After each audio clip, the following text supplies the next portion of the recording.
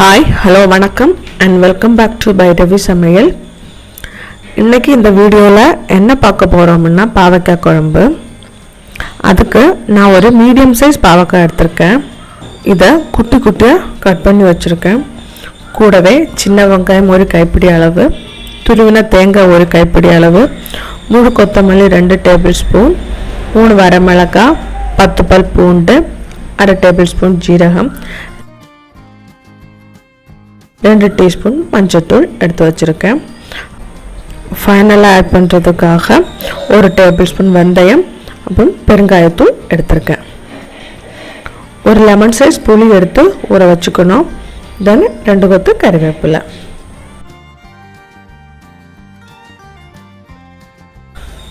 இப்போ நம்ம கொஞ்சம் ஆயில் விட்டு சின்ன வெங்காயம், பூண்டு, பாவக்காய் 3 தேவையான அளவு உப்பு சேர்த்து வதக்கிக்கலாம்.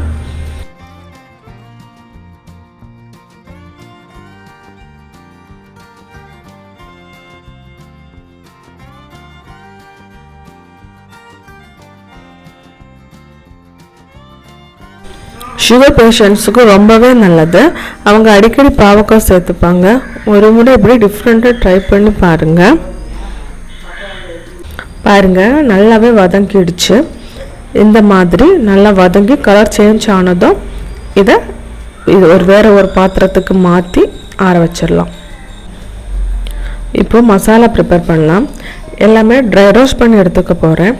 அதே வாணலியில் ஃபஸ்ட்டு காஞ்ச மிளகாவை சேர்த்துக்கலாம். கூடவே ஜீரகம், மல்லி சேர்த்துக்கலாம். மல்லி ப்ரௌன் கலர் ஆனதும் துரி வச்சுருக்கிற தேங்காவை சேர்த்து வதக்கிக்கணும். தேங்காய் பொன்னிறமாகி நல்ல வாசனை வந்ததுமே கருவேப்பிலை சேர்த்துக்கலாம். கருவேப்பிலையும் நல்லா ஃப்ரை ஆனதும் ஓகே, நம்மளோட மசாலா ரெடி ஆகிடும். இப்போ நம்மளோட மசாலா ரெடி ஆகிடுச்சு. இதையும் ஒரு பாத்திரத்துக்கு மாற்றி ஆற வச்சுக்கலாம்.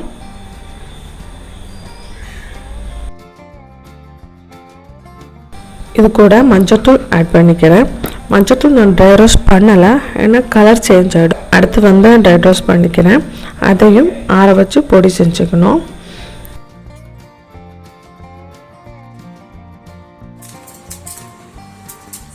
இப்போ வதக்கி வச்சுக்கிற பாவக்காய், சின்ன வெங்காயம், பூண்டு, ட்ரை ரோஸ்ட் பண்ணி வச்சுருக்கிற மசாலா எல்லாம் சேர்த்து அரைச்சி எடுத்துக்க போகிறேன். பாருங்கள், இந்த மாதிரி கன்சிஸ்டன்சியில் அரைச்சி எடுத்துக்கணும். இப்போது குழம்பு பண்ண ஆரம்பிக்கலாம். அதை வாணலியில் தான் தாளிக்க கொஞ்சமாக ஆயில் ஆட் பண்ணிக்கிறேன். ஆயில் சூடானதும் கடுகு சேர்த்துக்கிறேன். கடுகு போட்டினதும் காஞ்ச மிளகாய் சேர்த்துக்கலாம். அப்படியே கொஞ்சம் ஃப்ரெஷ்ஷான கறிவேப்பிலை சேர்த்துடலாம்.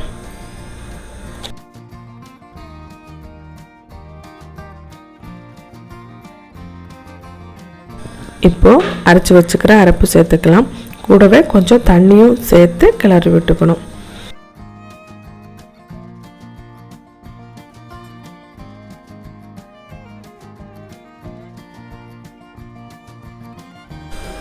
இப்போ கரைச்சி வச்சுக்கிற புளி தண்ணி சேர்த்துக்கலாம்.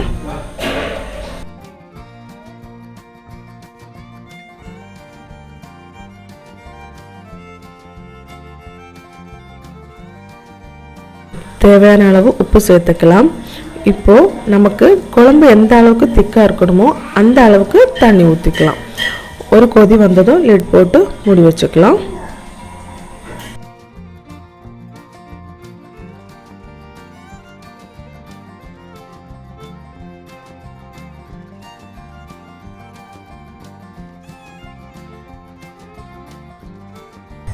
டூ மினிட்ஸ் கழித்து லிட் ஓப்பன் பண்ணிக்கலாம். நம்மளோட குழம்பு ரெடி ஆகிடுச்சு. இப்போ ஃபைனலாக பெருங்காயத்தூள் ஆட் பண்ணிக்கிறேன்.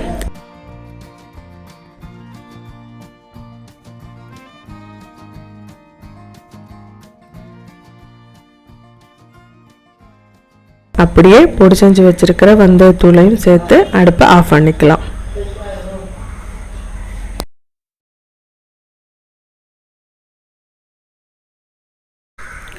உங்களுக்கு இந்த வீடியோ பிடிச்சிருந்தா லைக் பண்ணுங்கள், ஷேர் பண்ணுங்கள், கமெண்ட் பண்ணுங்கள், மறக்காமல் சப்ஸ்கிரைப் பண்ணுங்கள். தேங்க்யூ.